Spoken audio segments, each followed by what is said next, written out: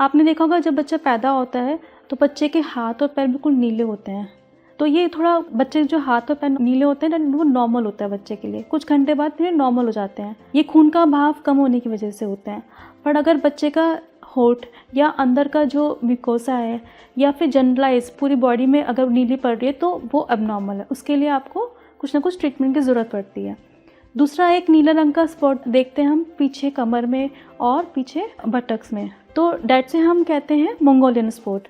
वो भी एक नॉर्मल स्पॉट होता है, उसके लिए कोई ट्रीटमेंट की ज़रूरत नहीं होती, उसके लिए कुछ नहीं करना होता, वो अपने आप ही चला जाता है। दूसरा जो हम देखते हैं छोटे बच्चे नवजात शिशु में जो रैश देखते हैं दैट इज़ सफ़ेद रंग के चकत्ते पड़ना, सफ़ेद रंग के छोटे धब्बे होना।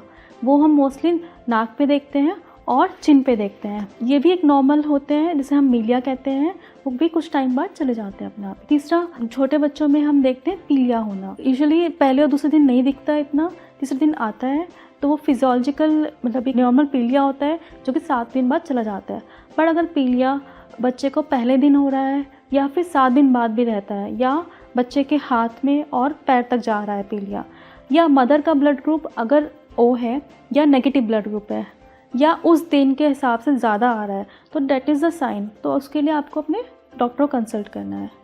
चौथा होता है कि अगर आप बच्चे में देखें चकत्ते देखते हैं, लाल रंग के चकत्ते तीसरे दिन दिखते हैं, और वो उसे हम कहते हैं एरिथमा टॉक्सिकम।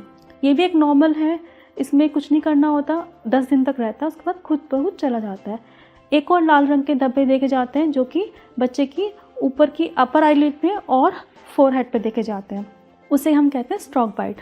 वो भी एक नॉर्मल चकत्ते होते हैं, वो कुछ टाइम बाद अपने आप चले जाते हैं। इसके अलावा डायपर रैश हो सकते हैं बच्चे को। जब बच्चा डायपर पहनता है तो डायपर की वजह से जो स्टूल पास करने की वजह से वो स्टूल वहाँ चिपक जाता है, उसकी वजह से बच्चे को डायपर रैश होने के चांस होते हैं।